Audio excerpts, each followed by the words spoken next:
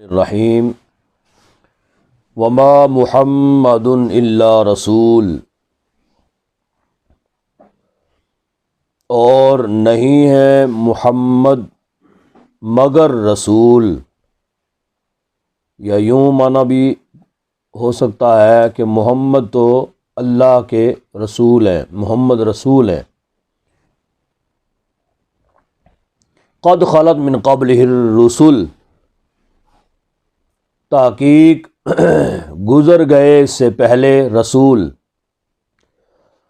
افإن مات او قتل انقلبتم علی اعقابکم، کیا اگر وہ وفات پا جائیں، ماتا اگر وہ وفات پا جائیں یا انتقال کر جائیں، او قتل انقلبتم یا شہید ہوں، انقلبتم علی اعقابکم تو تم لوٹ جاؤ گے ایڑیوں کے بل، یعنی الٹے پاؤں تم پھر جاؤ گے، لوٹ جاؤ گے۔ اگر وہ وفات پا جائیں یا شہید ہو جائیں تو پھر تم لوٹ جاؤ گے۔ وَمَن يَنْقَلِبْ عَلَىٰ عَقِبَيْهِ، اور جو لوٹ جائے اپنے ایڑیوں کے بل یا ایڑیوں پر، فَلَن يَضُرَّ اللَّهَ شَيْئًا،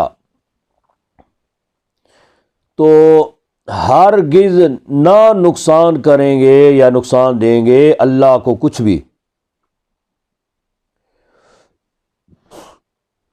وَسَيَجْزِي اللَّهُ الشَّاكِرِينَ، اور ان قریب اللہ جزا دے گا شکر کرنے والوں کو۔ یہاں پہ اللہ رب العزت نے حضور اقدس صلی اللہ علیہ وسلم کا نام نامی اسم گرامی ذکر فرمایا، یعنی محمد صلی اللہ علیہ وسلم۔ یہ حضور کا اسم گرامی اللہ تبارک و تعالی نے حضور کے لیے ہی مخفی رکھا ہوا تھا، آپ سے پہلے کسی کا یہ اسم گرامی نہیں ہوا۔ حضرت عبد المطلب رضی اللہ تعالی عنہ، آپ نے 7ویں دن حضور اقدس صلی اللہ علیہ وسلم کا یہ نام مبارک رکھا، اور فرماتے ہیں کہ رات کو خواب میں مجھے یہ نام دیا گیا کہ یہ نام رکھنا ہے۔ اس نام کی جو بڑی برکات ہیں کہ اللہ تبارک و تعالیٰ کے اسم گرامی، اسم جلالت اللہ، اس کے بھی 4 حرف ہیں، محمد صلی اللہ علیہ وسلم اس کے بھی 4 حرف ہیں۔ اللہ میں بھی ایک حرکت ہے، اور اپنا ایک اپنا ضمہ ہے، ایک ایک حرکت ہے، ایک متشدد ہے۔ جی، اللہ میں بھی ایک حرکت ہے، ایک متشدد ہے۔ آخری حرف محمد، آخری حرف سکون ہے۔ جی، آخری حرف سکون یعنی ساکن ہے۔ اللہ، ایسے ہی محمد، اور اللہ کہتے ہوئے ہونٹ جو ہے نا یہ کھل جاتے ہیں، منہ کھل جاتا ہے۔ محمد کہتے ہوئے ہونٹ آپس میں مل جاتے ہیں، اس لیے کہ حضور نبی کریم صلی اللہ علیہ وسلم امت کو اللہ سے ملانے کے لیے ہی تو آئے ہیں۔ اب یہ نام مبارک جو ہے، اس میں 2 میمیں محمد، 2 مرتبہ ہونٹ آپس میں ایک دوسرے کے ساتھ مل جاتے ہیں۔ اس میں ایک تو یہ ہے کہ بعض لوگ اعتراض کرتے ہیں نا کہ جی یہ انگوٹھے کیوں چومتے ہیں، تو اس پر ایک دلیل یہ بھی بنتی ہے کہ جی انگوٹھے تو ایک بار چومے جاتے ہیں نا نام مبارک پر، اللہ رب العزت نے یہ نام ہی ایسا رکھا ہے کہ دونوں ہونٹ ایک دوسرے کو ایک بار نہیں بلکہ 2 بار چوم لیتے ہیں، جی محمد 2 بار دونوں ہونٹ آپس میں ملتے ہیں، گویا 2 بار بوسہ لے لیتے ہیں۔ تو محمد کا معنی ہمیشہ تعریف کیا گیا، یا اس کا معنی یوں بھی ہو سکتا ہے ہمیشہ جس کی تعریف کی گئی ہو، ہمیشہ جس کی تعریف کی گئی ہو، یعنی جب سے کائنات بنی ہے اس وقت سے آقا نامدار کی تعریف ہو رہی ہے، اب بھی یہ جاری و ساری ہے اور قیامت تک حضور کی تعریف ہوتی رہے گی۔ حضور نبی کریم صلی اللہ علیہ وسلم کے 2 اسماء گرامی ہیں، ایک احمد ہے، ایک احمد ہے۔ احمد کا معنی حمد کرنے والا، یعنی کائنات میں سب سے زیادہ حضور اللہ رب العزت کی تعریف،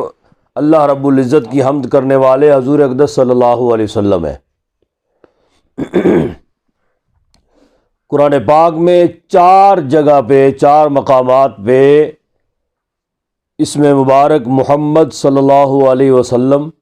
ذکر ہوا،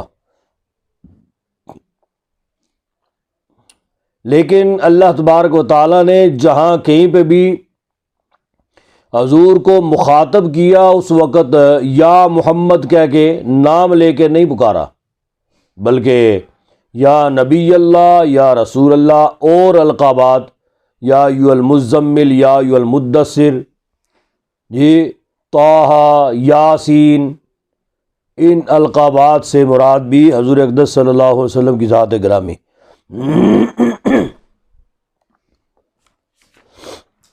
یہ پیچھے آپ نے سنا ہے جنگ احد میں جب مسلمانوں کو جب عزیمت ہوئی ہے، یعنی ایک بار تو فتح مسلمانوں کے مقدر میں ہوئی، کفار بھاگ کھڑے ہوئے اور مسلمان جو ہے وہ پیچھے پیچھے اور کفار آگے آگے، تو لیکن بعد میں وہ درہ والے جو اصحاب تھے ان میں سے 40 یا 42 افراد نے جو حکم عدولی کی، حضور نبی کریم صلی اللہ علیہ وسلم کے حکم کے مطابق وہاں پہ قائم دائم نہ رہے اور وہ درہ چھوڑ دیا، تو چھوڑ کے تو وہ نیچے آ گئے۔ باقی جو وہاں پہ درہ پہ جو ہے وہ قائم تھے، حضرت عبداللہ بن جبیر رضی اللہ تعالیٰ عنہ اور ان کے ساتھ اصحاب جو تھے وہ ٹوٹل 8 تھے یا 10 تھے، ٹھیک ہے، تو وہ وہیں پہ موجود تھے، لیکن کفار نے پیچھے سے آ کے ان پر بھی حملہ کیا، ان کو بھی شہید کر دیا اور راستہ ان کا ہموار ہو گیا۔ پھر پیچھے سے آ کے تو صحابہ پر بھی انہوں نے حملہ کر دیا، جی مسلمانوں پر پیچھے سے آ کے حملہ کیا۔ اس صورتحال میں پھر بھگدڑ مچ گئی، مسلمانوں کو بہت تکلیف کا سامنا کرنا پڑا، اور اسی اثناء میں حضور نبی کریم صلی اللہ علیہ وسلم سخت پریشانی کے عالم میں،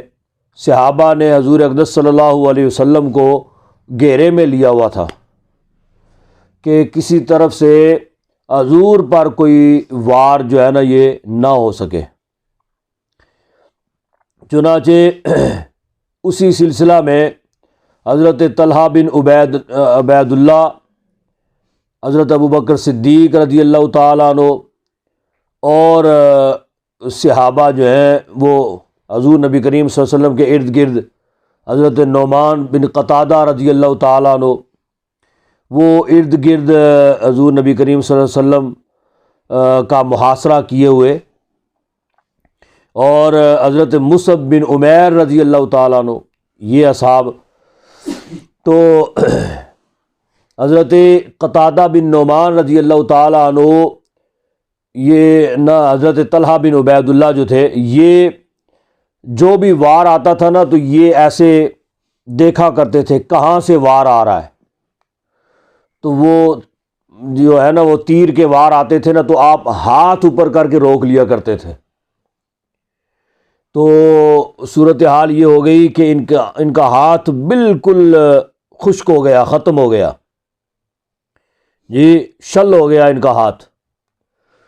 اور پھر حضرت قتادہ بن نعمان رضی اللہ تعالیٰ عنہ ان کا کارنامہ یہ تھا کہ یہ بھی حضور نبی کریم صلی اللہ علیہ وسلم کے سامنے آڑ بن کے کھڑے ہوئے تھے، تو جو بھی حملہ جو ہے نا وہ کہیں سے ہوتا تو آپ اپنا جسم جو ہے نا وہ آگے کر لیتے ایسے، تو ایک تیر جو ہے نا وہ ان کی آنکھ پہ لگا، ٹھیک ہے، حضرت قتادہ بن نعمان رضی اللہ تعالیٰ عنہ ان کی آنکھ پہ وہ تیر لگا، آنکھ کا ڈیلا جو ہے نا یہ باہر آ گیا۔ تو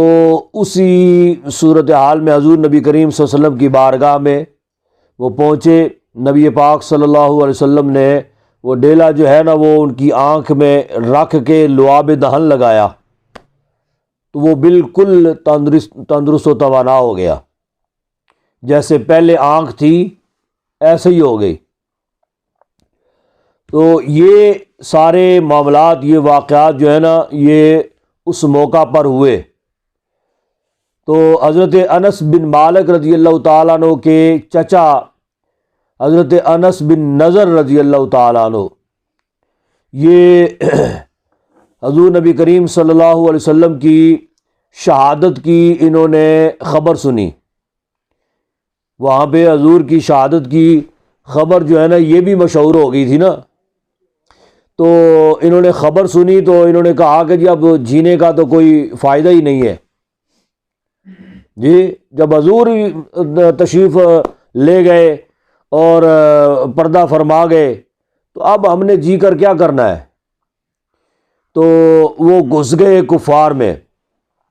اور جا کے انہوں نے بہت سے کفار کو بھی انہوں نے جہنم واصل کیا، لیکن جو ہے نا چاروں اطراف سے کفار بھی ان پر حملہ کر رہے تھے، جی کہیں سے نیزے کا وار ہو رہا ہے، کہیں سے تلواروں کا وار ہو رہا ہے، کہیں سے تیر برسائے جا رہے ہیں، یہاں تک کہ 83 زخم انہوں نے کھائے، 83 زخم کھا کے تو آپ نے جام شہادت نوش کیا۔ ایک کافر تھا ابی بن خلف، تو اس نے ایک گھوڑی پالی ہوئی تھی اور کہا کرتا تھا حضور کو مخاطب کر کے، کہا کہ یہ گھوڑی جو میں پال رہا ہوں نا یہ محض اس وجہ سے پال رہا ہوں کہ اس پر سوار ہو کے میں نے آپ کو قتل کرنا ہے۔ حضور نبی کریم صلی اللہ علیہ وسلم کو وہ کہا کرتا تھا میں نے آپ کو قتل کرنا ہے، تو حضور فرمایا کرتے تھے کہ تم نے مجھے کیا قتل کرنا ہے، الٹا میں تمہیں قتل کروں گا۔ اب اس جنگ میں جب جو ہے نا وہ پھر وہ افراتفری پڑی ہوئی تھی نا، تو صحابہ کو جو ہے نا وہ اپنی ذات کی یا مطلب جو ہے نا اپنی جان کے لالے پڑے ہوئے تھے وہاں پہ، جی جب یہ عزیمت کا معاملہ ہوا تو بکھرے ہوئے تھے صحابہ، کوئی ادھر، بس اسی طرح چند صحابہ جو ہے نا وہ حضور نبی کریم صلی اللہ علیہ وسلم کا محاصرہ کیے ہوئے تھے، لیکن یہ جو تھا ابی بن خلف یہ پھر کہیں مطلب آگے بڑھتا بڑھتا بڑھتا حضور نبی کریم صلی اللہ علیہ وسلم کے قریب تشریف لے یہ آ گیا۔ جب حضور کی قریب آیا نا تو دیکھ لیا اس نے کہ نبی پاک صلی اللہ علیہ وسلم یہاں پہ، تو وہ آ کے اسی گھوڑی کے اوپر تھا، وہ جو گھوڑی اس نے پالی تھی اسی گھوڑی کے اوپر اب آ گیا حضور کے پاس، اور آ کے کہنے لگا میں نے کہا تھا آپ کو کہ ایک دن میں نے آپ کو قتل کر دینا ہے، آج وہ وقت آ گیا ہے، لہذا اب جو ہے نا یہ جو ہے نا میں تمہیں ابھی قتل کر دوں گا۔ تو پھر آگے بڑھ کے تو وار کرنے لگا حضور نبی کریم صلی اللہ علیہ وسلم پر، لیکن نبی پاک صلی اللہ علیہ وسلم اس وقت حضور اقدس صلی اللہ علیہ وسلم کے ہاتھ میں کچھ بھی نہیں تھا، کوئی تلوار نہیں، کوئی نیزہ نہیں، کچھ بھی نہیں تھا، آپ خالی ہاتھ وہاں پہ بیٹھے ہوئے تھے، تشریف فرما تھے۔ تو نبی پاک صلی اللہ علیہ وسلم ایک ساتھ ہی ایک صحابی جو ہے نا وہ ان کے پاس جو ہے نا وہ تھا نیزہ، وہ نیزہ نبی پاک صلی اللہ علیہ وسلم نے بڑی پھرتی کے ساتھ وہ نیزہ لے کر تو اس کو یہاں پہ آپ نے نیزہ مارا نا تو یہاں گلے میں گھس گیا، اور وہ پھر کچھ دن وہ بعد میں زندہ رہا،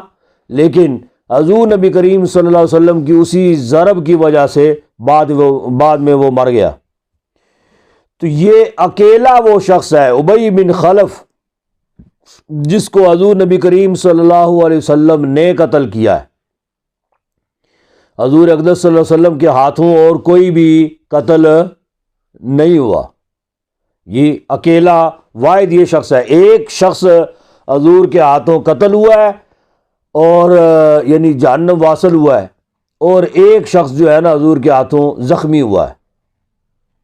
ٹھیک ہے۔ تو باقی حضور نبی کریم صلی اللہ علیہ وسلم گو کے جنگ میں تشریف لے جایا کرتے تھے، لیکن صحابہ آگے بڑھ کے خود جنگ کیا کرتے تھے، حضور نبی پاک صلی اللہ علیہ وسلم کو آگے بڑھنے کی جو ہے نا وہ یعنی حضور کو اس مقصد کے لیے آگے بڑھنے کا وہ نہیں خیال کرتے تھے کہ حضور کو کوئی زخم آئے، کوئی ایسا معاملہ ہو، ٹھیک ہے۔ تو پھر حضور نبی کریم صلی اللہ علیہ وسلم جب یہ معاملہ ہوا تو اس وقت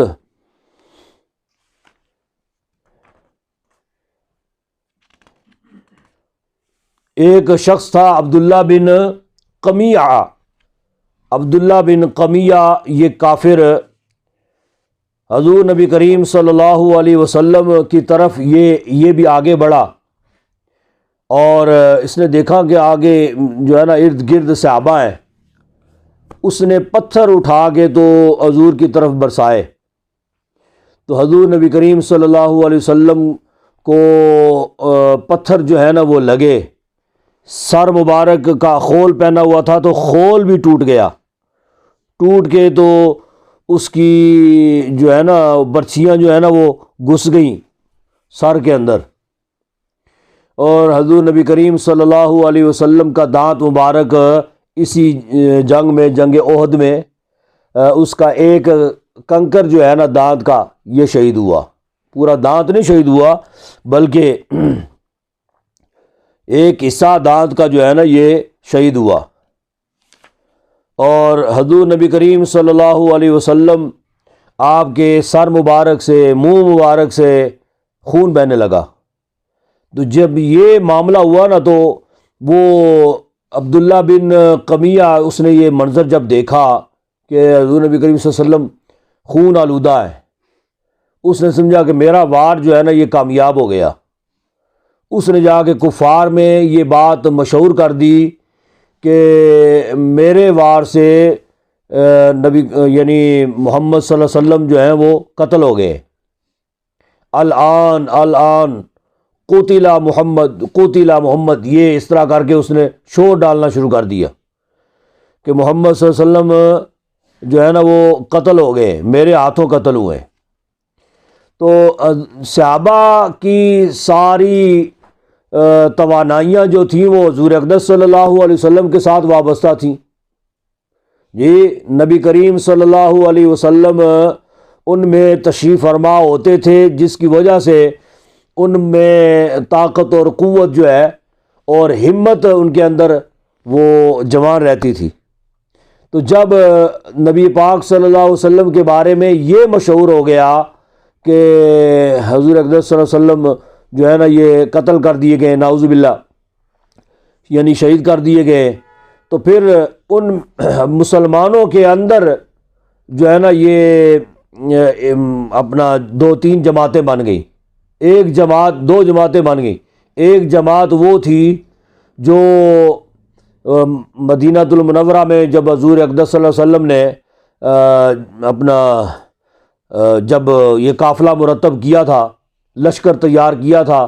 اس وقت حضور نے بعض لوگوں سے سوال کیا تھا، پوچھا تھا کہ جی ہمیں، یعنی وہ جو رائے لی تھی حضور اقدس صلی اللہ علیہ وسلم نے کہ جی ہمیں یہاں پہ مدینہ میں ٹھہر کے مقابلہ کرنا چاہیے یا وہاں پہ جانا چاہیے۔ تو عبداللہ بن ابی منافق جو تھا، اس نے یہ رائے دی تھی کہ مدینہ میں رہ کے ہمیں یہ مقابلہ کرنا چاہیے۔ حضور اقدس صلی اللہ علیہ وسلم کی رائے مبارک بھی یہی تھی، اور بعض اور صحابہ کی بھی یہ رائے تھی۔ اب وہ والے صحابہ جن کی یہ رائے تھی نا، تو وہ ایسے صحابہ ان کے قدم جو ہے نا وہ اکھڑ گئے۔ انہوں نے کہا کہ حضور اقدس صلی اللہ علیہ وسلم جب نہیں رہے تو بس ٹھیک ہے، اب معاملہ جو ہے نا یہ اب کفار کے ہاتھ میں ہمیں ہتھیار جو ہے نا یہ ڈال دینے چاہیے۔ ہم تو پہلے ہی کہا کرتے تھے کہ جی میدان میں جانے کی ضرورت نہیں ہے، اور میدان میں جا کے لڑنے کی ضرورت نہیں ہے، مدینہ میں ہی رہ کے یہ کرنا چاہیے۔ لہٰذا وہ ضعفاء جو تھے، یعنی ضعیف ایمان والے، وہ عبداللہ بن ابی اس کی باتوں میں آ گئے کہ جی حضور نبی کریم صلی اللہ علیہ وسلم جب شہید ہو گئے ہیں تو پھر تم لوگوں کو مسلمانوں کے ساتھ رہنے کی کیا ضرورت ہے؟ جی یعنی حضور نبی کریم صلی اللہ علیہ وسلم کی شہادت کی خبر جو ہے، گو کہ نبی پاک صلی اللہ علیہ وسلم صرف زخمی ہوئے تھے نا، لیکن صحابہ نے حضور اقدس صلی اللہ علیہ وسلم کو محفوظ مقام پہ منتقل کیا، اور آپ کی باقاعدہ جو ہے نا وہ سیکورٹی وہ کرتے رہے حضور اقدس صلی اللہ علیہ وسلم کی، یعنی حصار ایسے بنا کے نبی پاک صلی اللہ علیہ وسلم کے بارے میں کسی کو خبر نہ ہونے دی کہ حضور اقدس صلی اللہ علیہ وسلم کس حال میں ہے، اور واقعی زخمی ہے یا نہیں ہے یا کیا معاملات ہے، ٹھیک ہے۔ تو وہ کیا تھا کہ جو تھے ضعیف ایمان والے، وہ پھر جب یہ بات بتا رہا تھا کہ جب شہادت کی خبر مشہور ہو گئی تو پھر صرف اس میدان میں نہیں بلکہ شیطان نے یہ خبر جو ہے یہ مدینہ تک مشہور کر دی، مدینہ تک۔ حضرت فاطمہ الزہرا رضی اللہ تعالی عنہا، ان کو خبر یہ پہنچی حضور اقدس صلی اللہ علیہ وسلم شہید ہو گئے، تو وہ بھی اور کچھ اور خواتین وہ بھی جو ہے نا یعنی صحابیات جو ہیں حضور نبی کریم صلی اللہ علیہ وسلم کے پیچھے میدان احد تک وہ گئیں کہ جا کے دیکھیں کہ معاملہ کیا ہے۔ لیکن جب حضور اقدس صلی اللہ علیہ وسلم کو انہوں نے دیکھا تو انہیں پھر سکون ہو گیا کہ حضور ماشاءاللہ یہ اللہ کے فضل و کرم سے یہ جو ہے نا یہ حیات ہے اور کوئی ایسی بات نہیں ہے۔ تو پھر یہ جو ضعفاء تھے وہ عبداللہ بن ابی کی باتوں میں آ گئے اور کہنے لگے کہ جی ابو سفیان کے ہاتھوں میں بیعت جو ہے نا وہ کر لینی چاہیے اور اپنے ہتھیار ڈال دینے چاہیے، کیوں؟ اس لیے کہ حضور اقدس صلی اللہ علیہ وسلم کے دم قدم سے ہی یہ ساری باتیں تھیں، وہی نہیں رہے تو پھر مقصد کوئی نہیں۔ لیکن جو راسخ العقیدہ مسلمان تھے، وہ مسلمان جو ہے نا وہ کہا کرتے تھے کہ اگر حضور نبی کریم صلی اللہ علیہ وسلم شہید ہو گئے ہیں تو ہمارا اللہ تو ہے نا جی، تو ہمیں جو ہے نا ہمت نہیں ہارنی چاہیے، تو اللہ تبارک و تعالیٰ کے بھروسے پہ ہمیں یہ اپنے قدم جو ہے نا یہ پیچھے نہیں ہٹانے چاہیے بلکہ بس آگے بڑھنا چاہیے۔ شہید ہوتے ہیں تو بس شہید ہو جائیں، کیا ہے، حضور اقدس صلی اللہ علیہ وسلم بھی تو شہید ہو گئے۔ تو اس حوالے سے یہ آیت کریمہ نازل ہوئی۔ حالانکہ یہاں پہ ایک بات قابل توجہ یہ ہے، حضور نبی کریم صلی اللہ علیہ وسلم کے لیے اللہ تبارک و تعالیٰ نے یہ اعلان فرما دیا تھا کہ نبی کریم صلی اللہ علیہ وسلم کسی کے ہاتھوں شہید نہیں ہوں گے، بلکہ وہ ابدی موت جو ہے نا وہ ان کو دی جائے گی، حضور اقدس صلی اللہ علیہ وسلم کو، ٹھیک ہے۔ شہادت جو ہے نا، حالانکہ شہادت منصب ہے، مرتبہ ہے، لیکن حضور نبی کریم صلی اللہ علیہ وسلم اگر کسی شخص کے ہاتھوں اگر شہید ہوں تو یہ بھی حضور نبی کریم صلی اللہ علیہ وسلم کی شان کے لائق نہیں تھا کہ کوئی انسان آپ کو قتل کرے جی۔ اس وجہ سے حضور نبی کریم صلی اللہ علیہ وسلم کا یہ والا منصب شہادت کا آپ کے نواسوں نے پھر اس کو پورا کیا۔ تو اس میں اس آیت کریمہ میں اللہ تبارک و تعالیٰ یہی فرما رہا ہے، وما محمد اللہ رسول، کہ نہیں ہے رسول، یہ نہیں ہے محمد صلی اللہ علیہ وسلم مگر رسول، قد خلت من قبل رسول، اس سے پہلے بھی رسول گزر گئے، افإن مات أو قتل انقلبتم، فرمایا کہ اگر وہ فوت ہو جائیں یا قتل کر دیے جائیں تو پھر ایسا نہیں ہے کہ تم الٹے پاؤں پھر جاؤ جی، یہ تو ناممکن ہے۔ یعنی حضور اقدس صلی اللہ علیہ وسلم حالانکہ نہ فوت ہوئے تھے اور نہ اپنا شہید ہوئے تھے جی، ایسی بات تو نہیں ہے نا، لیکن یہ بطور تنبیہ اللہ تبارک و تعالیٰ ان کو فرما رہا ہے، اگر آخر موت تو آنی تو ہے ہی ہے نا، سب پر آنی ہے، حضور اقدس صلی اللہ علیہ وسلم پر بھی آئی ہے جی۔ تو فرمایا کہ اگر وہ فوت ہو جائیں تو پھر کیا تم پھر یہ اپنا یہ راستہ، دین کا راستہ جو ہے نا، یہ تم چھوڑ دو گے؟ یہ کیسے ہو سکتا ہے جی؟ اس سے پہلے بھی تو انبیاء جو ہے نا وہ فوت ہوتے رہے اور ان کی امتیں جو ہے نا وہ اسی راستے پر کاربند رہیں، تو اب اگر حضور فوت ہو جائیں گے تو پھر تم یہ الٹے پاؤں کیسے پھر سکتے ہو؟ لہٰذا تمہیں جو ہے ثابت قدمی کا مظاہرہ یہ کرنا چاہیے۔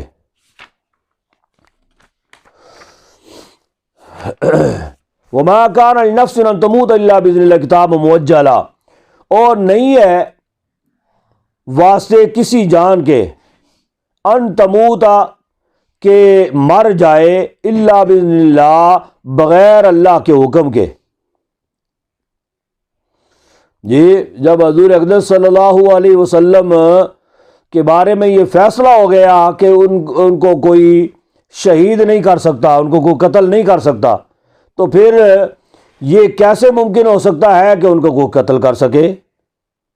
کیوں؟ اس لیے کہ اللہ کے حکم پر ہی یہ سارا دار و مدار ہوتا ہے۔ کسی کو موت آنی ہے تو وہ اللہ تبارک و تعالیٰ کے حکم سے ہی آنی ہے، تو فرمایا کہ وہ مر جائے بغیر اللہ کے حکم کے، کتاب مؤجلا، یعنی جو لکھا ہوا ہے، مقرر، مؤجل ہے یعنی مقرر ہے، یعنی اس کی موت کے بارے میں لکھ دیا گیا کہ اس نے فلاں وقت میں فلاں جگہ پر جو ہے اس کو موت آنی ہے، لکھ کے تو اسرائیل علیہ الصلوۃ والسلام کے سپرد وہ کتابچہ جو ہے وہ کر دیا گیا، یا اس کے نامہ اعمال میں وہ لکھ کے تو اس میں اس کے گلے میں ڈال دیا گیا کہ اس کو فلاں وقت میں موت آنی ہے، فلاں مقام پر موت آنی ہے جی۔ تو یہ ایک لکھی ہوئی بات ہے، اس سے ایک منٹ نہ آگے ہو سکتا ہے نہ ایک منٹ پیچھے ہو سکتا ہے۔ وَمَن يُرِدْ ثَوَابَ الدُّنْيَا نُؤْتِهِ مِنْهَا،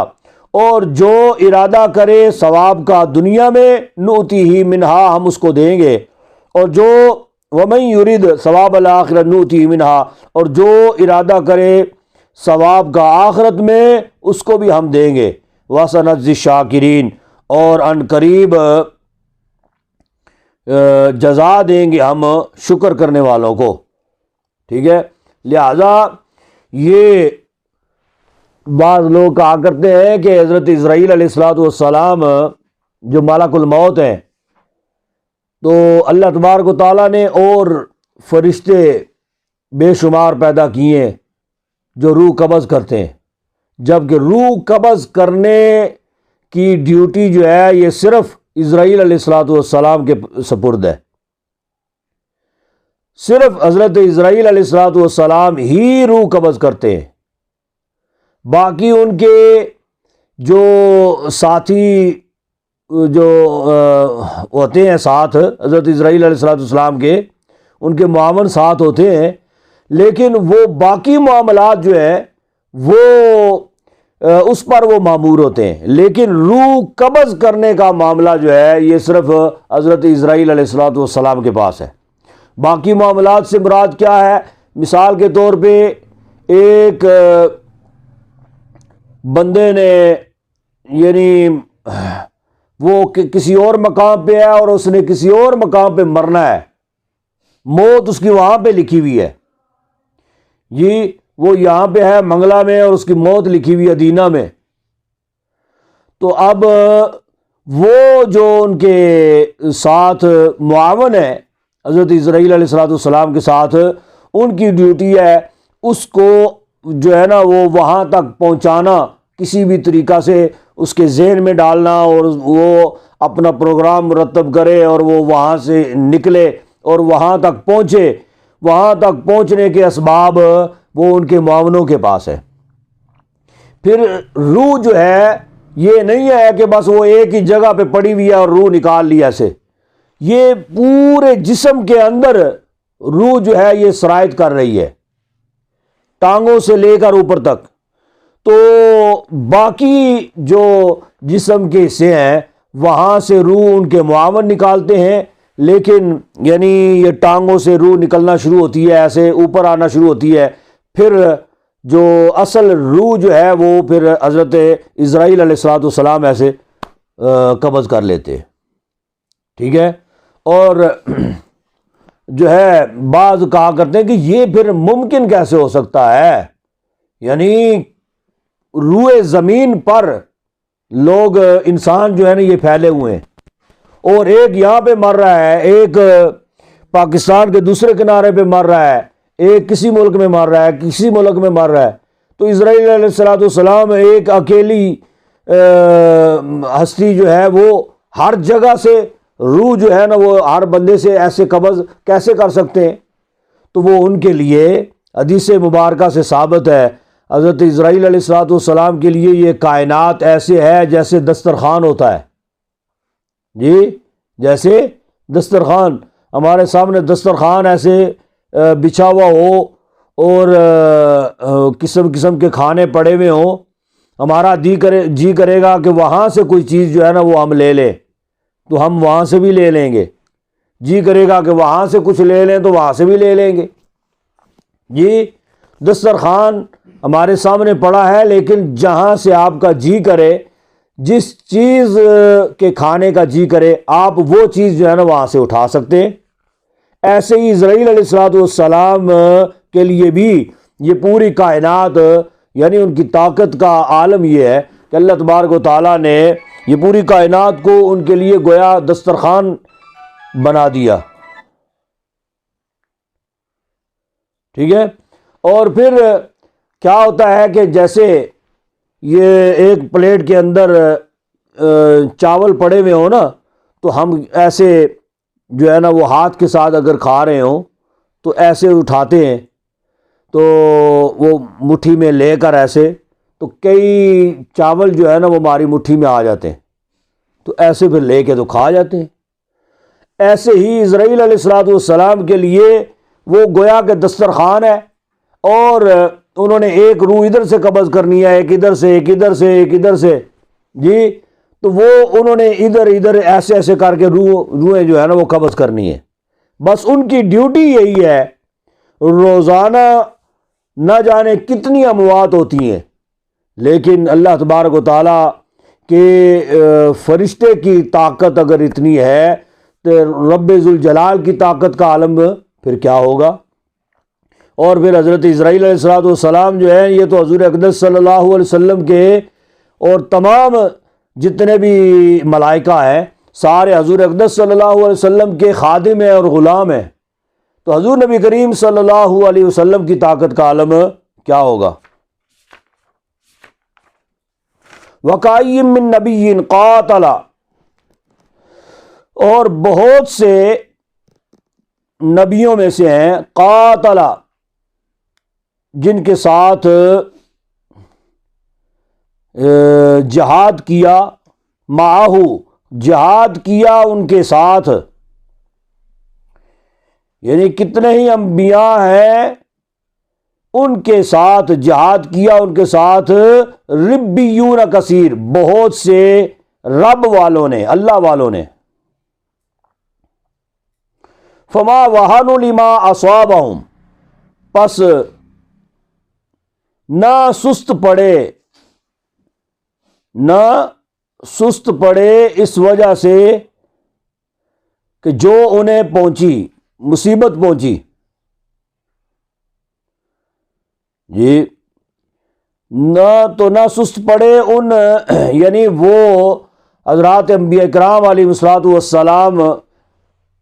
کے بارے میں فرمایا جا رہا ہے نا، اور صحابہ کو تلقین کی جا رہی ہے. یعنی یہ جہاد جو ہے یہ صرف تم نہیں کر رہے، بلکہ آپ سے پہلے بھی حضرات انبیاء جو ہے نا وہ جہاد کرتے رہے، اور ان کے ساتھ بہت سے مجاہدین جو ہے نا وہ بھی جہاد کرتے رہے، بہت سے اللہ والے وہ بھی جہاد کرتے رہے. لیکن ان کا حال یہ تھا کہ وہ ان مصائب پر سست نہیں پڑتے تھے. یہ فما وہانوا لما اصابہم، نہ سست پڑے ان مصائب میں جو ان کو پہنچی، فی سبیل اللہ، اللہ کی راہ میں. وما ضعفوا وما استکانوا، اور نہ کمزور ہوئے اور نہ دبے. جی نہ وہ کمزور ہوئے نہ دبے. تو وہ اللہ والے جو تھے حضرات انبیاء کے ساتھ جو مل کے جنگیں کرتے رہے، جی جہاد کرتے رہے، ان کا حال یہ تھا کہ وہ بالکل کوئی بھی ان پر مصیبت آن پڑی لیکن وہ نہ کمزور ہوئے نہ سست ہوئے اور نہ وہ دبے ہیں. یعنی دبنے سے مراد کیا ہے کہ ان کا کفار کا رعب ان پر طاری نہیں ہوا.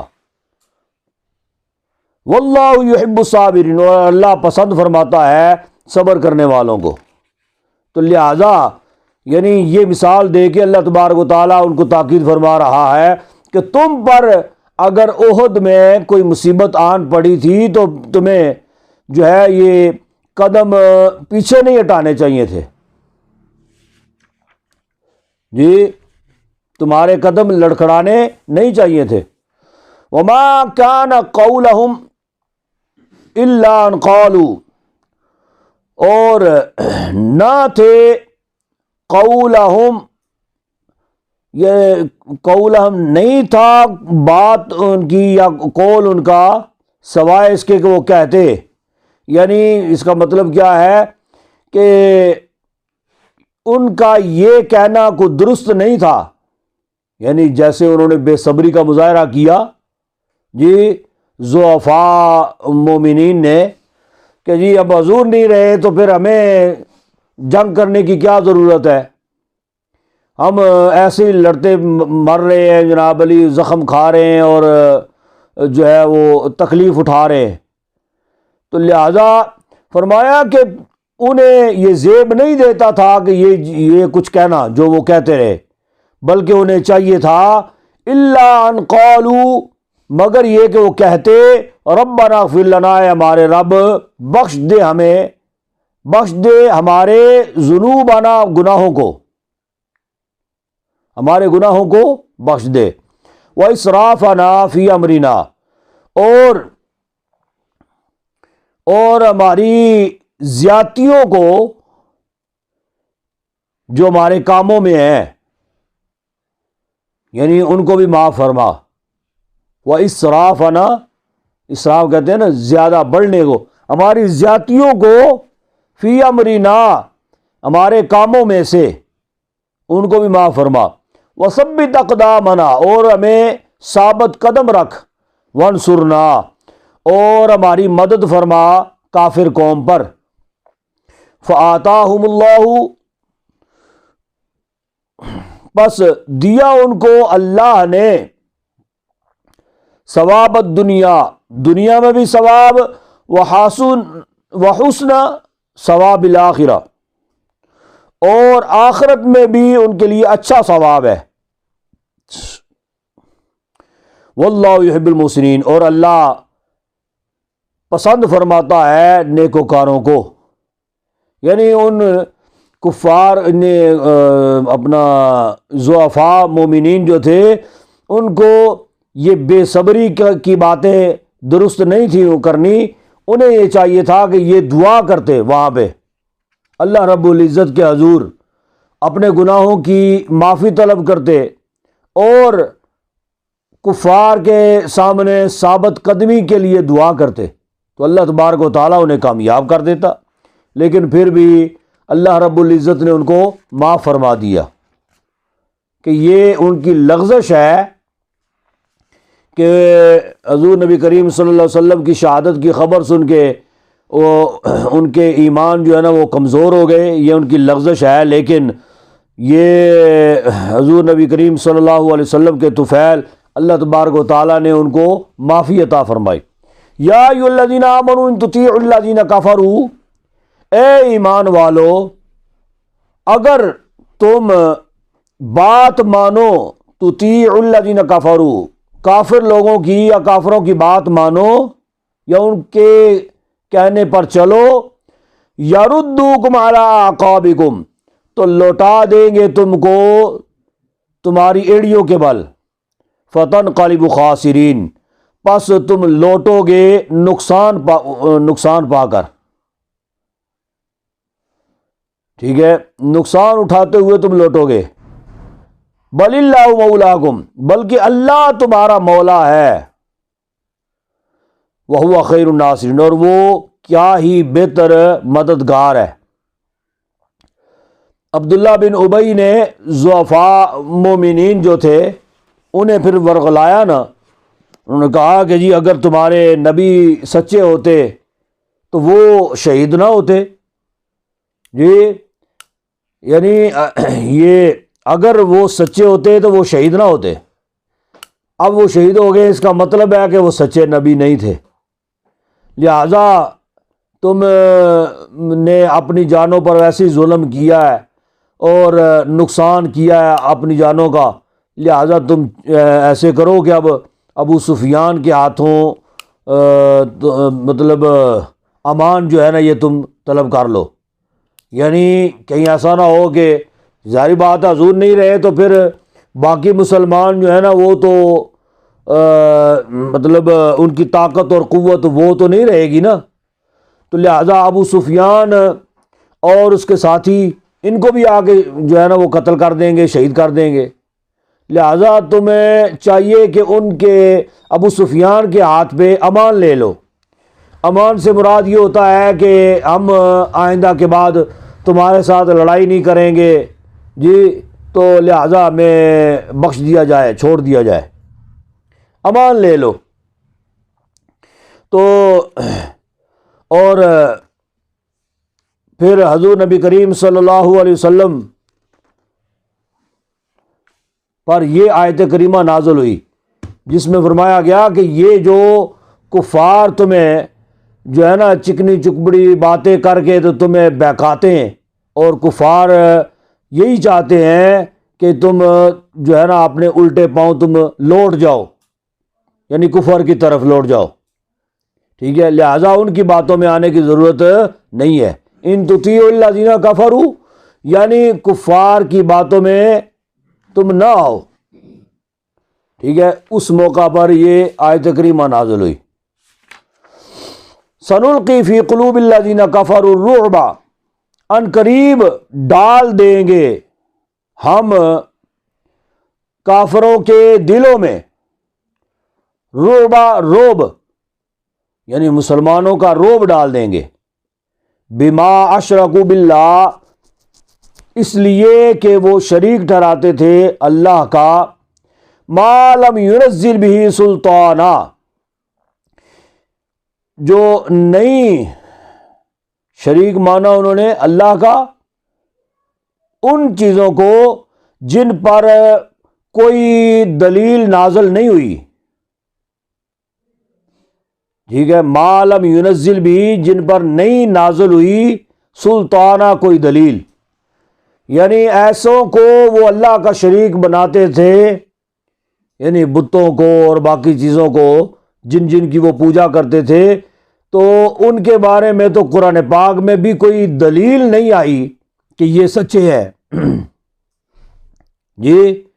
تو لہذا ان کو وہ اپنا یعنی اللہ کا وہ شریک بناتے تھے۔ ومأواہم النار، اور ان کا ٹھکانہ آگ ہے، وبئس مثوى الظالمین، کیا ہی برا ٹھکانہ ہے ظالموں کا، ٹھیک ہے۔ تو یہ جب جنگ احد سے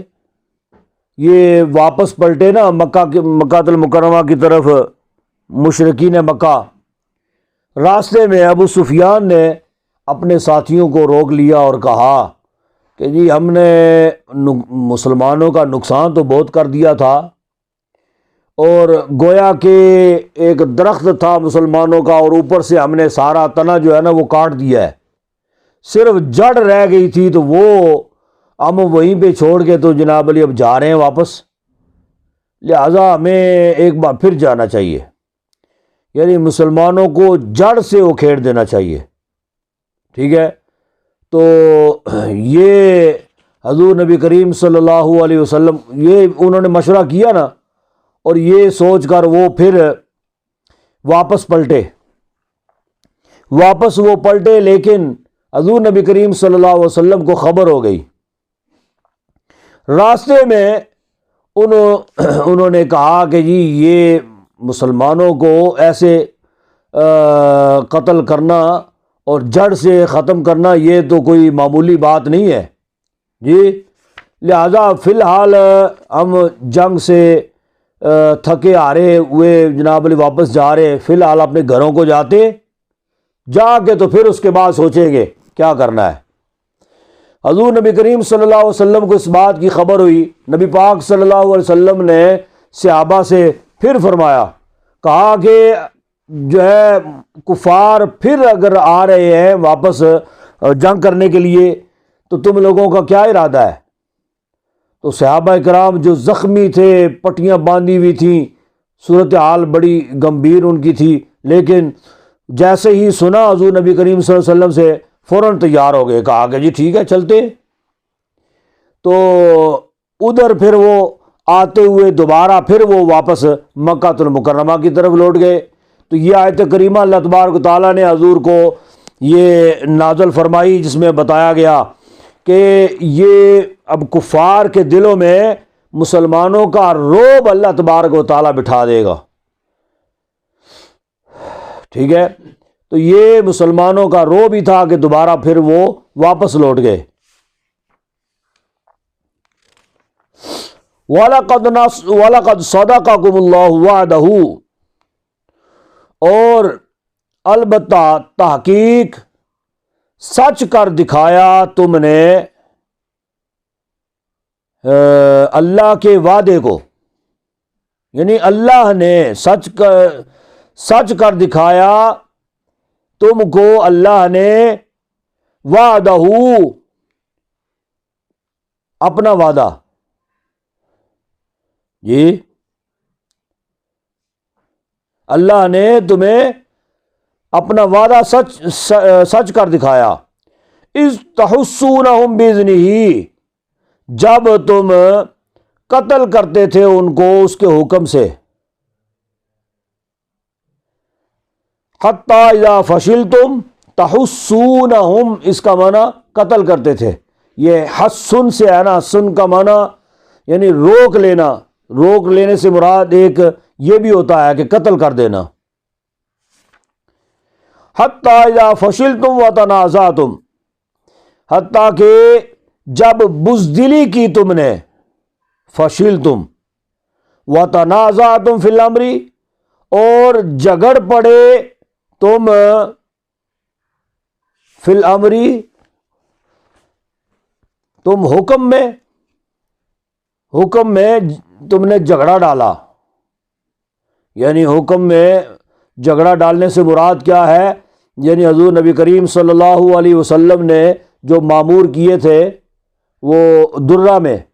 جی، اور نبی پاک صلی اللہ علیہ وسلم نے یہ حکم ان کو دیا تھا کہ یہاں پہ ہی تم نے جو ہے نا یہ قائم رہنا ہے، جب تک میرا حکم تمہیں نہ آئے واپس آنے کا، اس وقت تک تم نے ہٹنا نہیں ہے یہاں سے۔ اس سے مراد وہ ہے، ٹھیک ہے، جب تم نے بزدلی کی اور جھگڑ پڑے تم حکم میں، تو دو گروہ بن گئے تھے نا، ایک نے کہا کہ جی بس فتح ہو گئی ہے اور جانا چاہیے، جی، تو جب فتح ہو گئی ہے تو پیچھے کیا رہ گیا؟ لہذا جانا چاہیے اور جا کے مال غنیمت جو ہے نا یہ لوٹنا چاہیے۔ تو ایک نے جو ہے نا وہ جو وہاں پہ ثابت قدم جو تھے صحابہ، تو وہ انہوں نے کہا کہ نہیں، یہ نہیں ہو سکتا۔ نبی پاک صلی اللہ علیہ وسلم نے یہ فتح تک ٹھہرنے کا تو حکم ہی نہیں کیا، آپ نے تو یہ حکم دیا تھا کہ جب تک میرا حکم نہ آئے تم نے ہٹنا نہیں ہے، ٹھیک ہے۔ تو لہٰذا ان کا آپس میں اس معاملے میں جھگڑا ہوا، وہ جھگڑ پڑے حکم میں۔ وَعَصَيْتُم مِّن بَعْدِ مَا أَرَاكُم مَّا تُحِبُّونَ، اور نافرمانی کی تم نے من بعد ما اراکم، پیچھے اس کے کہ دکھا دی تم کو، یعنی رب نے تمہیں دکھا دی، ما تحبون، وہ چیز جو تم پسند کرتے تھے، ٹھیک ہے۔ یعنی وہ اس بات پہ اپنا ان کا دل جو ہے وہ اپنا للچانے لگا کہ جی صحابہ جو ہے نا وہ اب مال غنیمت لوٹ رہے ہیں، تو لہٰذا ہمیں بھی جانا چاہیے اور مال غنیمت لوٹنا چاہیے۔ تو ان کی یہ نافرمانی کے سبب یہ سارا ہوا۔ منکم من یرید الدنیا ومنکم من یرید الآخرہ، تم میں سے بعض وہ تھے جو چاہتے تھے دنیا کو، اور تم میں سے بعض وہ تھے جو چاہتے تھے آخرت کو۔ یعنی وہ جو تھے درہ چھوڑ کے نیچے آنے والے، دنیا سے مراد یہ ہے کہ وہ مال غنیمت کے لیے وہ نیچے آئے نا، جی، مال لوٹنے کے لیے۔ اب مال غنیمت حالانکہ برکت والی چیز ہے، جی، اسی وجہ سے اس کو مال غنیمت کہا جاتا ہے، غنیمت والی چیز ہے۔ لیکن اگر واقعتاً مسلمانوں کو فتح ہو جائے تو پھر تو وہ مال غنیمت ہے، لیکن اگر حضور نبی کریم صلی اللہ علیہ وسلم کی حکم عدولی کرتے ہوئے وہ مال اگر حاصل کیا جائے تو اس کا مطلب یہ ہے کہ وہ دنیا حاصل کرنے کے مترادف ہے، ٹھیک ہے۔ تو یہ، اور جب کہ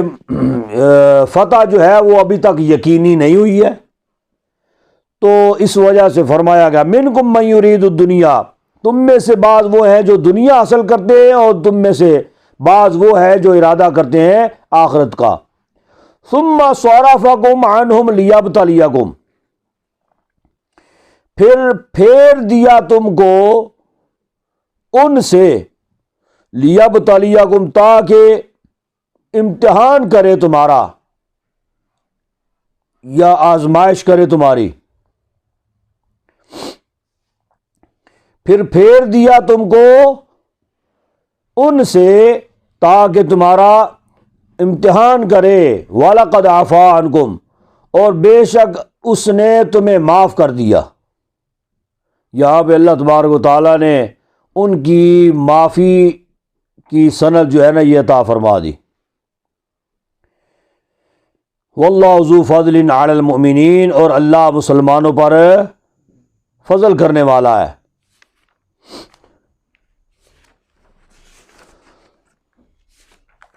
اذ تصعدون ولا تلوون علی احد والرسول، جب تم منہ اٹھائے چلے جا رہے تھے، یعنی اذ تصعدون، جب چلے جا رہے تھے، ولا تلوون علی احد، اور نہیں تم رخ کرتے تھے کسی ایک کی طرف، یا پیٹھ پھیر کر کسی کو نہ دیکھتے تھے۔ والرسول، اور رسول، یدعوکم، بلاتے تھے تم کو، فی اخراکم، تمہاری پچھلی جماعت سے، جماعت میں سے، یعنی حضور اقدس صلی اللہ علیہ وسلم پیچھے جماعت میں، وہ اصحاب جو حضور اقدس صلی اللہ علیہ وسلم کا محاصرہ کیے ہوئے تھے اور نبی پاک صلی اللہ علیہ وسلم کی حفاظت پر جو مامور تھے، تو حضور نبی کریم صلی اللہ علیہ وسلم ان میں تشریف فرما تھے۔ تو صورتحال یہ ہو گئی کہ ایک مرتبہ تو کفار آگے آگے تھے نا، اور مسلمان پیچھے پیچھے تھے،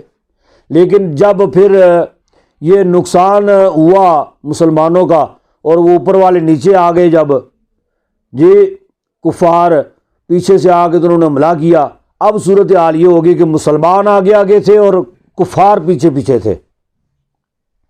ٹھیک ہے۔ تو حضور نبی کریم صلی اللہ علیہ وسلم،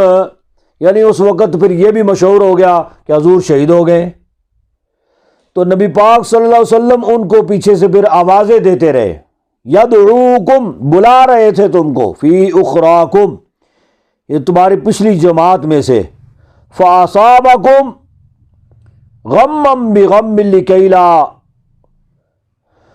تو پہنچایا تم کو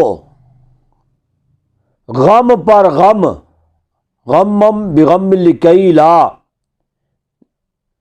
غمم بغم نہیں، یعنی پہنچایا تم کو غم پر غم، یعنی غم کا بدلہ غم کی صورت میں پہنچایا، لکی لا تحزنوا، تاکہ نہ ہو تم پر کوئی غم یا غمگین نہ ہو، علی ما فاتکم، اس پر جو تم سے فاتکم چھوٹ گیا، ولا ما اصابکم، اور نہ اس پر جو پہنچا تم کو، ٹھیک ہے۔ رسول اللہ صلی اللہ علیہ وسلم پیچھے سے آواز لگا رہے تھے، ان کو بلا رہے تھے، تو وہ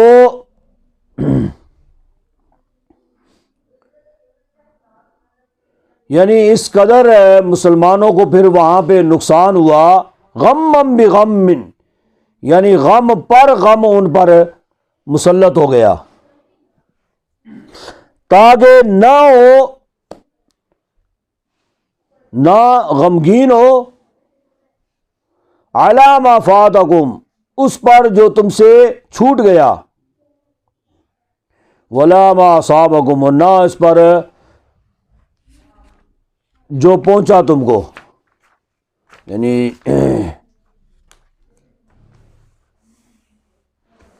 اس سے مراد کیا ہے؟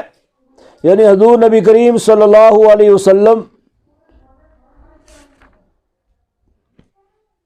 رب تعالیٰ نے عذاب ان پر نازل کیا نا، یعنی ان پر عذاب کے طور پر اللہ رب العزت نے غم نازل کیا ان پر، ٹھیک ہے۔ کیوں؟ اس لیے کہ غم خوشی سے زائل ہو جاتا ہے، نہ کہ غم سے۔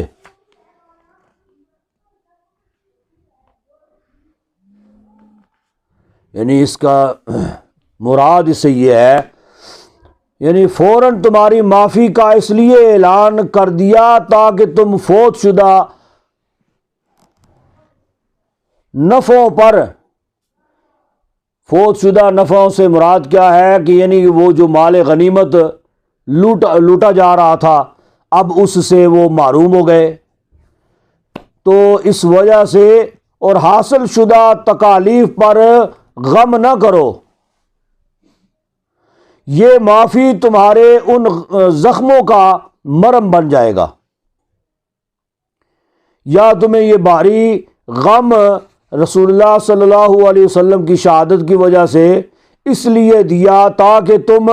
اس بڑے غم کو دے کر غنیمت وغیرہ کے چھوٹے چھوٹے غم سب بھول جاؤ،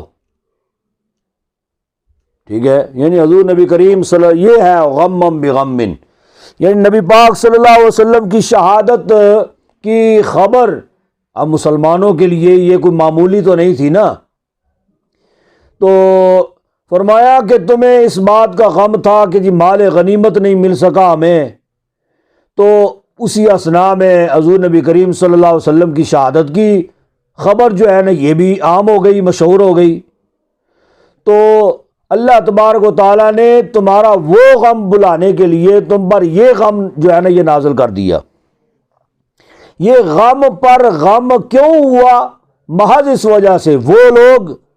یہ انہی پر ہوا ہے جو حضور نبی کریم صلی اللہ علیہ وسلم کے ساتھ تھے، وہ تو راسخ العقیدہ مسلمان تھے، لیکن جو پھر جو ہے وہاں پہ نقصان جن پر مسلط ہوا اور جو اپنا نقصان جن کا ہوا وہاں پہ زخمی ہوئے یا پھر جو ہے نا وہ بھاگے، شہادتیں ہوئیں جن کی، وہ محض اس وجہ سے حضور نبی کریم صلی اللہ علیہ وسلم کے شہادت پا کر اپنا ایمان ڈاواں ڈول کرنے کی وجہ سے، ٹھیک ہے کہ جی حضور نبی کریم صلی اللہ علیہ وسلم شہید ہو گئے ہیں، ہمیں اب جنگ کرنے کی کیا ضرورت ہے۔ ثم انزل علیکم من بعد الغم، پھر اتارا تم پر، نازل کیا تم پر، من بعد الغم، اس غم کے بعد، جب یہ غم وغیرہ نازل ہو گیا نا ان پر، اس کے بعد پھر من بعد الغم، غم کے بعد، امانتن، امن کی اونگ، امانتن نعاسا، ایک تو امن ہے، دوسرا نعاسا، نعاسا کہتے ہیں نیند کو، یعنی اونگ، ٹھیک ہے، امانتن نعاسا یعنی غم کے بعد تم پر اونگ ہم نے نازل کی، یغشا طائفۃ منکم، جو چھا جاتی تھی ایک گروہ میں، تم میں سے ایک گروہ میں، وطائفۃ قد اہمتہم، اور دوسرا گروہ بے شک غم میں ڈال دیا گیا، نہ دوسرا گروہ بے شک غم میں ڈال دیا، ٹھیک ہے، تحقیق غم میں تھا، اہمتہم تم میں سے ایک غم میں تھا، ایک گروہ پر، یعنی وہ گروہ جو صحابہ کا گروہ حضور اقدس صلی اللہ علیہ وسلم کے ساتھ والا جو گروہ تھا، ان پر اللہ تبارک و تعالیٰ نے ایسی غنودگی جو ہے نا وہ طاری کر دی، اونگ ان پر طاری ہو گئی۔ تو صورتحال یہ تھی کہ صحابہ کہتے ہیں کہ ہمارے ہاتھوں میں جو اسلحہ ہم نے پکڑا ہوتا تھا نا، تلوار پکڑی ہوئی تھی یا کوئی بھی، تو اس قدر غنودگی مسلمانوں کو ہوئی، حالانکہ جنگ کا منظر ہے، لیکن اسی عالم میں ان صحابہ پر اللہ تبارک تعالیٰ نے نیند جو ہے نا وہ امن کی نیند وہ نازل کر دی، اور وہ بیٹھے بیٹھے ایسے اونگ رہے تھے، ہاتھوں سے ہتھیار جو ہے نا وہ بھی گر رہے تھے نیچے،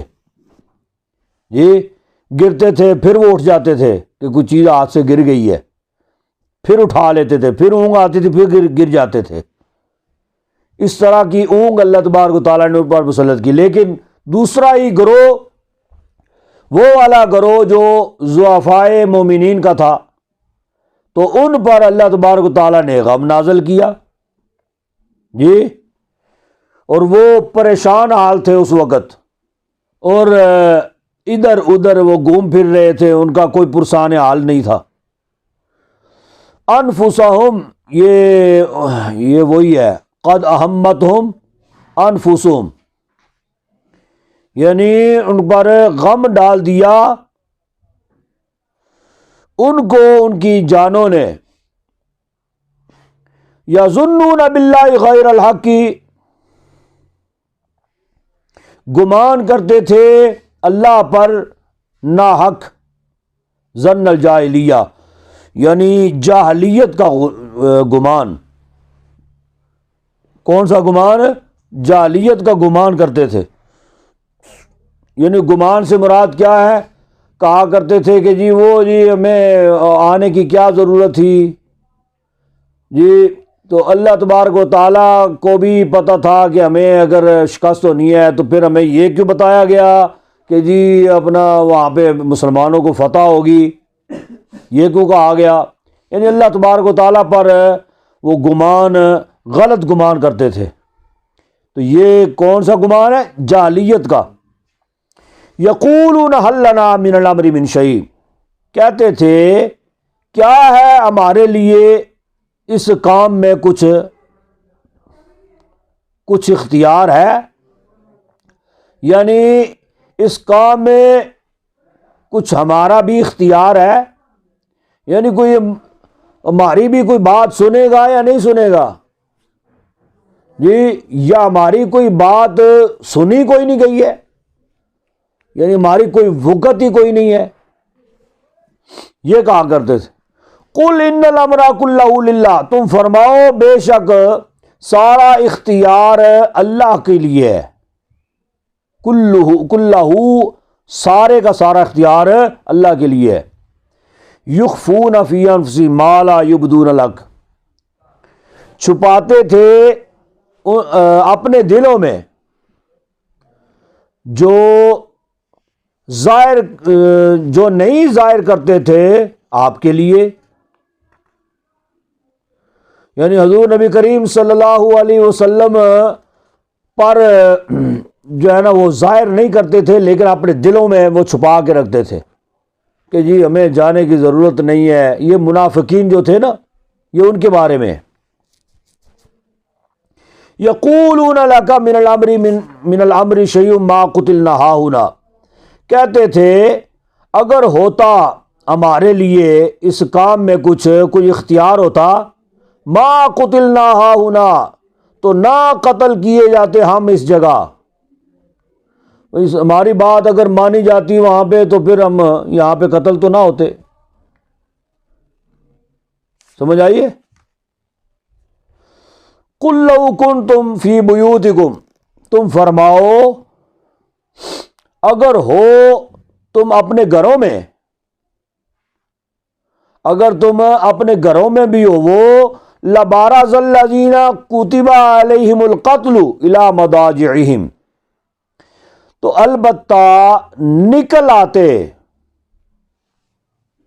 وہ لوگ نکل آتے، کتبہ لکھ دیا گیا، علیہم ان پر، قتل ہونا،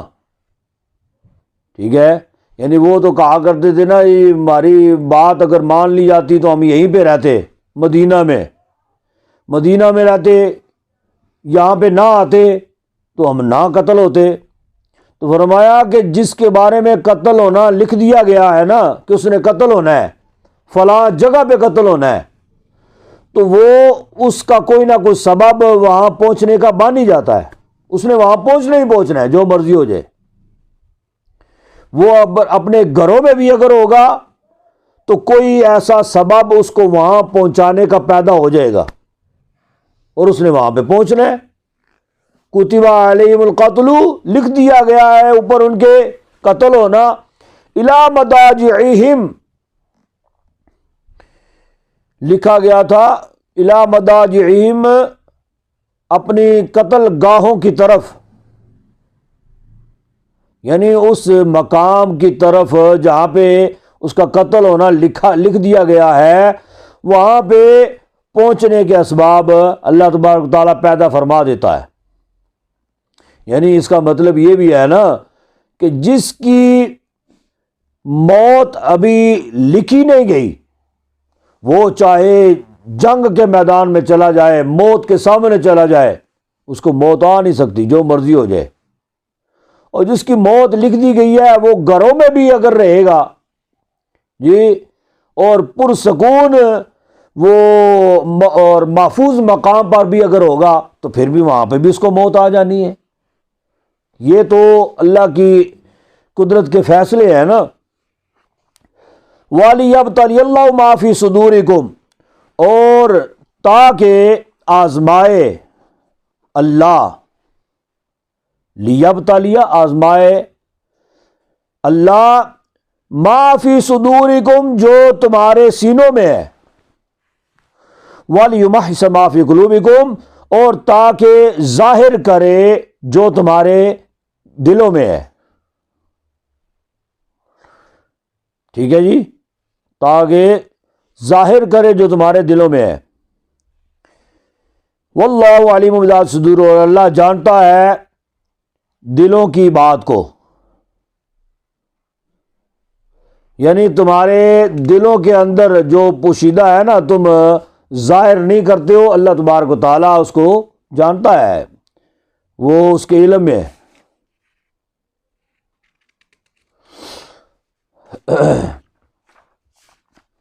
ان الذین تولوا منکم بے شک وہ لوگ جو پیٹھ پھیر گئے تم میں سے، تولوا منکم پیٹھ پھیر گئے تم میں سے، یوم التقى الجمعان اس دن کے لڑ پڑے دو گروہ، دو جماعتیں، جمعان دو فوجیں آپس میں مل پڑیں یا لڑ پڑیں. انما استزلهم الشیطان ببعض ما کسبوا سوائے اس کے نہیں ہے کہ انہیں پھسلا دیا شیطان نے.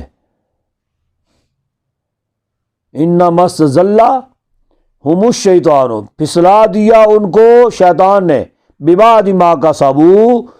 بعد بوجہ بی بعدی،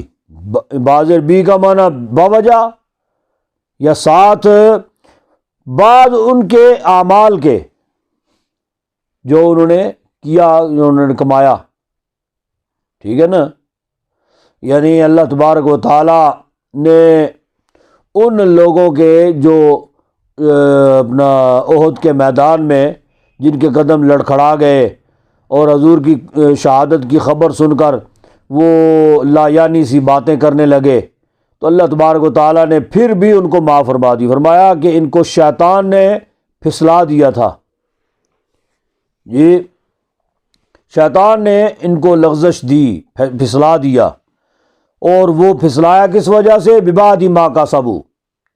ان کے اپنے کاموں کی وجہ سے، اپنے جی اعمال کی وہی نا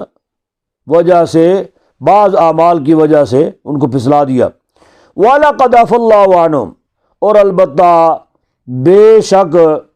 معاف کر دیا اللہ نے ان کو. ان اللہ غفور حلیم بے شک اللہ بخشنے والا، علم والا.